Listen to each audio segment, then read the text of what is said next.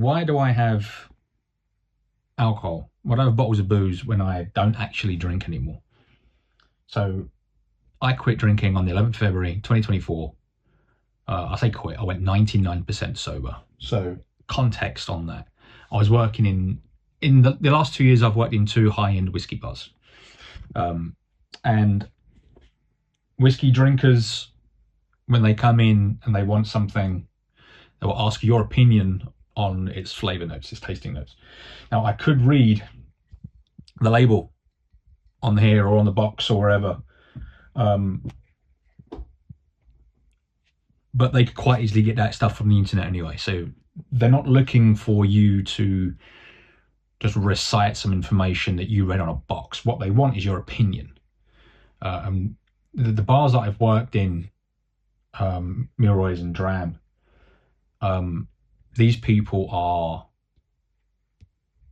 major whiskey drinkers, and if you can just read what's on the box or what's on the bottle, they're not really going to take your opinion on whiskey very, very seriously. And so you kind of have to taste the whiskey. I know that sounds like a bullshit line, but it's an absolute fact.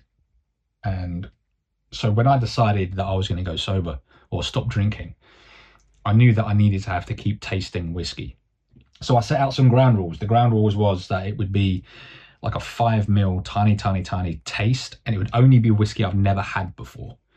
So things like a Lagavulin 16, which is one of my favorite whiskeys. I've had it plenty of times. I know what it tastes like. I can just tell them. And that's fine. And so let's get on to, that was the context, by the way. That's context as to why I have these here. So let's put this one over here and let's get the rum over there, and we'll get back to those in just a second. So these ones, so the Lagavulin 16, right? Then we have over here a Longmorn 16. Now this is the old Longmorn 16.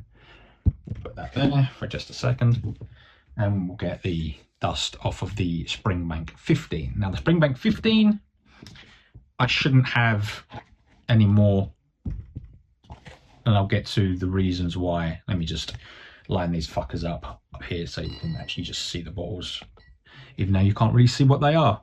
So the Lagavulin 16 is one of my all-time favorite whiskies. I love this stuff. I could drink this stuff all day. And in fact, when I was drinking in whiskey bars, one of my rules for serving Lagavulin 16 was that every time someone orders one, I pour myself one. So I used to drink a lot in whiskey bars, and that's one of the reasons why I quit. And if you have a look at my face, you can see I've got a scar across my forehead here. I've got a gap in my moustache because a massive lump of skin is missing there. I've got a gap down here. I had a broken nose. And underneath my lip, I have damage under here, and on the bottom lip down here, I have a scar. And by that, I mean it's like a hard lump of skin where the inside of my lips were torn to shreds. From an accident I had, and if I can find a picture, I'll put the picture up here. That was what my face looked like. If there is no picture there, then I couldn't be bothered to edit this video properly, because I'm just recording it from the hip on my phone. Now, I bought these bottles as my top 3 favorite bottles of all time before I stopped drinking, and I had them then. This one I had to pay a lot of money for. I probably paid 2 or 3 times its value when it was originally released. And it came from Italy because it's the only place I could find it, because they don't make it anymore. They stopped making it years ago. Yeah. And so I got my top 3 favorite whiskies. The idea was to buy another bottle of each. This has become, at least back then, that was more difficult to get because everyone had discovered what it is and everyone was buying it up. But I had them and I just couldn't bring myself to get rid of them because it took me so long because of this one, and this one has now become difficult to get.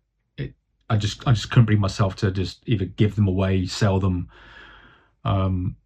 So yeah, so I don't want to say I'm stuck with them, but I'm kind of stuck with them, if you know what I mean. So let's put these back over here and we'll get rid of them. Oh yeah, why this one is wrong. The Springbank 15 is no longer my number 3 whiskey. And it had occurred to me to actually go out and buy a bottle of my number 3 because that would actually complete the set, to be fair. But my number 3 is a Ben Romack 15. I think Ben Romack is just better than Springbank. There are some people in the whiskey community that would agree with me. There are some people in the whiskey community that would lynch me for saying such heresy. And there are some people in the whiskey industry that would think, oh really? Okay, well let me try them both side by side and make my own opinion. The whiskey industry. So now we come to this little bag of Lagavulin. Let me open this up. This was given to me by a friend, American mate of mine called Patrick. He used to come into the bars a lot. Now he went to the Lagavulin distillery and he bought a bunch of these bottles for some of his friends.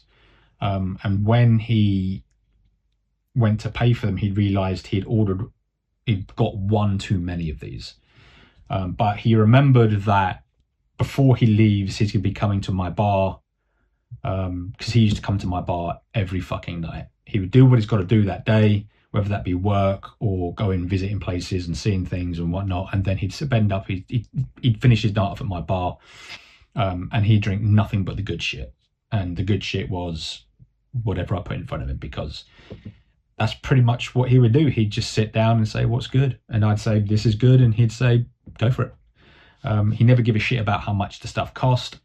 But I made a point to never try and rip the guy off. I always wanted to make sure he had something good. Yeah, this is labeled 27th of October 2023. It's got his name written on it in hand by hand. It's a 9-year-old. It's 57% alcohol. If it's exactly 57%, then it's 0.1 away from being 100 proof everywhere outside the United States. Otherwise, it's 114 proof. Then we've got distillery year. We've got cask number 702722. Yeah, hand bottled, cask strength Lagavulin distillery. And by the color of it and its age, I know this is an opaque glass. It's not white glass. It's a kind of like yellowy, ambery color. But still, it's pretty light. I would say that it's full bourbon maturation at 9 years old, cask strength. So I'm going to guarantee this tastes fucking amazing.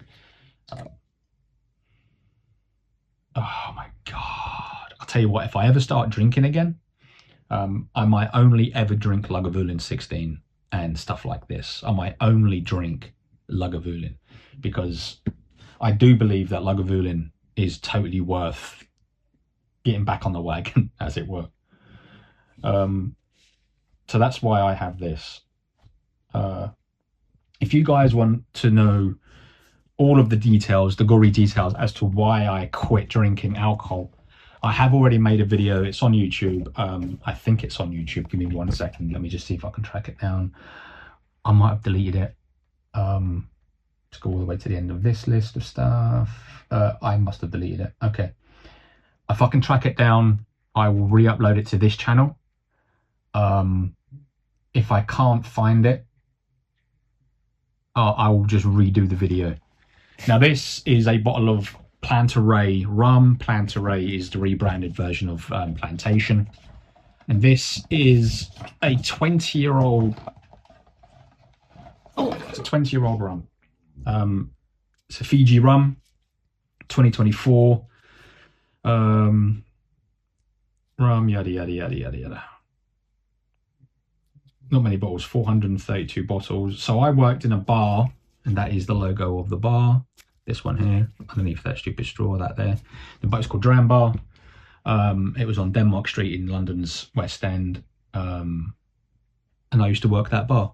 And they had their own bottle of this made up. It's one of the very first things they did was they bought the cask and then they moved it from where it was into an umushu. Let me see if I can find the actual stuff, because where is it? It would even be on this box. It should be on the box. Again, tasting notes. That's why you drink, so you don't have to worry about that stuff. Where is it all? Matured 1 year in Japanese Uma fruit liquor casks. It spent 17 years, there we go, 17 years in ex-bourbon cask, 2 years in Ferrand, and then 1 year in a like a plum wine cask. So it's 20-year rum, and you can see it's still very much sealed. And because this was a bar that I have a very deep connection to, I know the owners, I've known the owners for years. I helped in the construction of the bar with one of the owners, Simo, again, a friend of mine. And I worked that bar for 2 years, just over 2 years. I was actually working in that bar is one of the reasons why I quit drinking, because I used to get fucking shit-faced. But yeah, that's why I have 3 bottles of whiskey, and sorry, 4 bottles of whiskey and 1 bottle of rum. They sit up there with those glasses. I could get rid of them, but some of you might think that it's like them sitting there is temptation to drink. They've been sitting there for more than 2 years, and I've never been tempted to crack them open or to drink them, not once. So I'm not worried about that. And like I said, if I ever do decide to go back to drinking alcohol, it will just be whiskey, and it will probably just be something like a Lagavulin. But if I'm honest, I don't really have any plans to go back to drinking alcohol. Yeah, I'm gonna turn this off. And yeah, if you want me to make a video about why I quit drinking, I'll see if drop a comment downstairs. I will see if I can find that video. If not, like I said, I'll redo it. But that's going to be a long video, because that's going to be a long video. Take care, and I will see you in the next one, whenever that may be.